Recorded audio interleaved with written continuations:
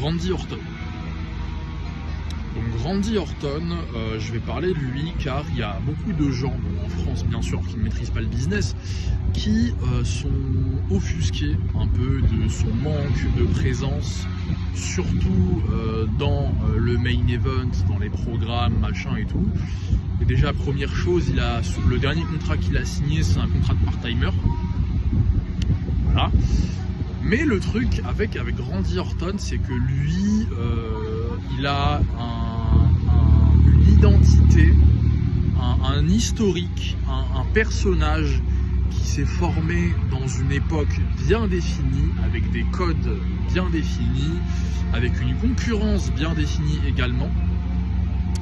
Et en fait, c'est des codes qui ne correspondent pas vraiment à ce que représente aujourd'hui la compagnie, quoi, tout simplement. Donc aujourd'hui, on est dans une ère qui se veut quand même très très orientée et investie storytelling. Dans le main event, on met vraiment un point d'honneur à ce que les stories soient de plus en plus racontées, récitées.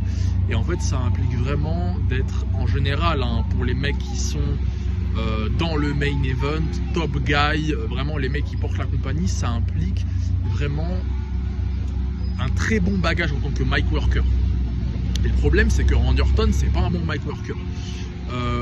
Et c'est pour ça que historiquement, il n'a jamais été ce mec qui a la compagnie sur ses épaules. Déjà parce que c'est un rôle qui ne l'a jamais intéressé. Pour aller voir, il y a plein d'interviews où il le dit. Ça n'a jamais été un mec aussi investi que ça dans ce rôle-là. Il n'a jamais vraiment voulu le faire. Et c'est un mec qui a vraiment très longtemps pas considéré l'importance du mic, hein. Et c'est un mec qui le dit en interview, encore une fois, je n'invente rien. Et c'est même visible dans ses prestations. Très longtemps, Randy Orton, en tant que mic worker, c'était pas dingue du tout. Bien évidemment, son prime, c'était quand il était dans un personnage bien défini, avec des adversaires bien définis, dans des stories bien définies, dans une époque bien définie. Donc en heel, donc vous avez quand il était heel en 2008-9 et tout, également en 5-6, en Legend Killer un petit peu, mais en fait ça impliquait qu'il devait avoir avec lui certains performeurs pour l'épauler, et surtout dans une époque où le storytelling, les stories, les segments au micro n'ont rien à voir avec aujourd'hui. Et c'était bien évidemment un heel, alors qu'aujourd'hui, en fait, depuis vraiment plus d'une dizaine d'années, c'est un babyface. Et aujourd'hui, les exigences qui sont présentées, demandées, attendues en tant que babyface, mais surtout dans le main event, sont juste monstrueuses. Donc comme vous pouvez voir aujourd'hui, hein, les plus gros babyface qui ont la compagnie sur les épaules sont d'excellents mic workers. Donc vous avez Cody, vous avez Punk, bon, Reigns c'est une exception puisque c'était un heel over, mais surtout avec aussi pareil des paramètres bien définis dans le programme dans lequel il figurait, avec un rôle bien défini, des pièces très précises autour, donc la bloodline, la famille, machin et tout. Mais en fait c'est des mecs qui ont un historique extrêmement puissant aujourd'hui et qui en fait ont une capacité à vous raconter des choses, et ça de semaine en semaine, pour teaser vraiment d'énormes programmes. Et ça passe beaucoup par la parole. Et c'est pour ça que Randy Orton, en fait, depuis plus d'une dizaine d'années maintenant, il a énormément de peine à se retrouver dans le main event, en fait. Car au-delà du fait qu'il n'est pas si bon mic worker que ça, le truc c'est que les mecs qui figurent dans le main event sont tellement meilleurs que lui en tant que mic worker, qui fait que, en fait, ça serait beaucoup trop compliqué de le mettre dans ces positions-là, vraiment avec eux, car ça impliquerait en fait de diminuer la qualité de tes programmes, car vu qu'Orton c'est pas un si bon mic worker que ça, en promo, en duel, en fait, il y a le truc un peu de protection qui est mis en place. Ce qui est triste hein, pour un mec qui est 14 fois champion du monde. Je vous laisse imaginer une promo Punk-Orton. Punk, le pauvre, il va pas pouvoir fouiller dans sa trousse en fait, puisque Orton, dans sa trousse, il y a un stylo. Il y a les trois les plus dangereuses du business, RKO, et c'est tout. Donc Punk, il peut pas jouer. L'exemple parfait, bah, c'est cette année. Hein.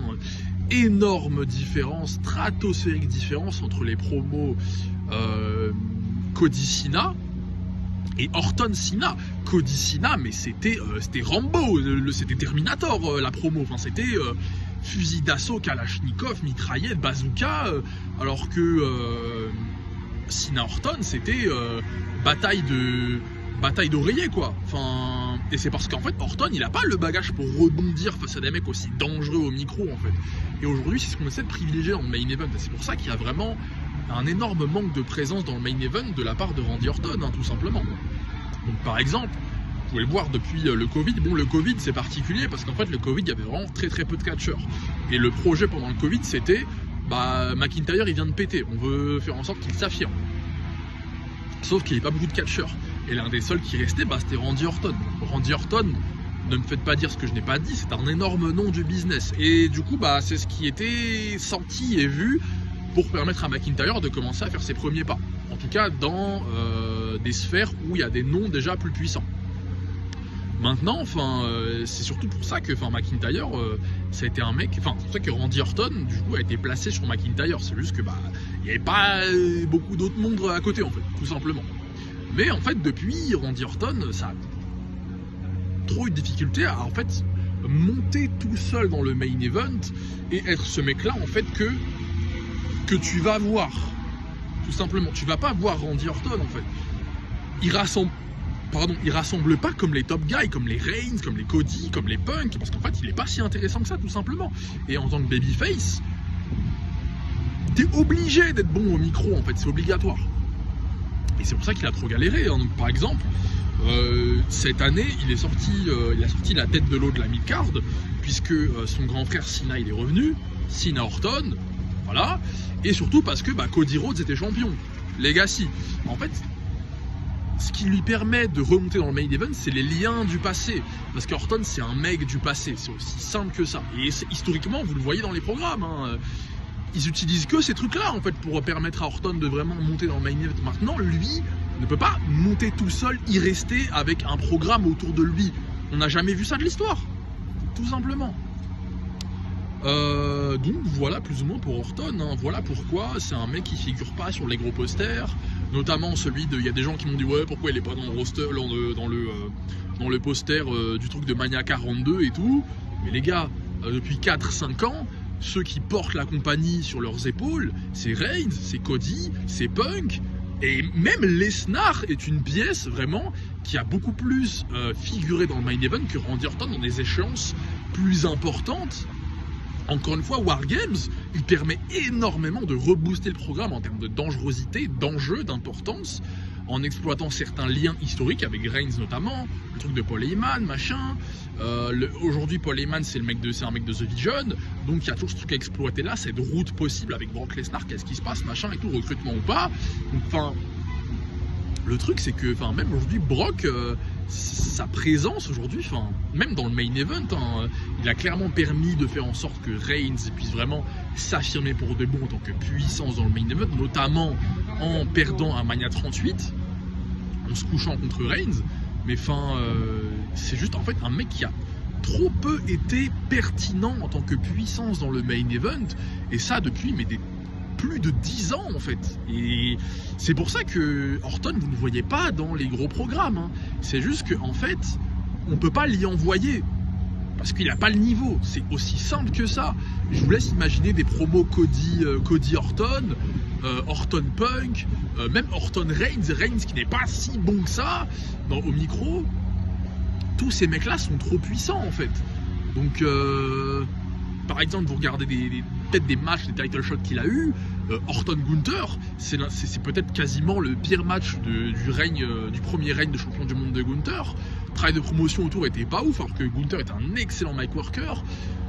Gunther est un excellent ring performer, le match était dégueulasse à voir.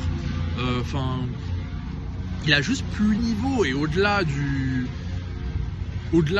travail en tant que mic worker, même in-ring, il a plus trop la santé, quoi. Bon, bien sûr, l'exception, c'était le match avec Cena du Farewell Tour, là, mais parce qu'il y a l'historique autour, et Cena dans le ring, il a fait des excellents matchs avec tout le monde, avec des gros porcs, des petits, des géants, des mecs avec pas de ring, des mecs avec une ring de ouf. Cena in-ring, c'est un des meilleurs in-ring performers de tous les temps, et les gens l'oublient souvent parce que c'est un mec du micro principalement, mais dans le ring, Cena, ça rate pas. Mais Orton, aujourd'hui, il a juste pas le niveau, donc en fait, c'est normal, c'est pas étonnant qu'il ait du mal à figurer dans le main event, puisque la concurrence est beaucoup trop puissante, en fait, c'est aussi simple que ça, hein.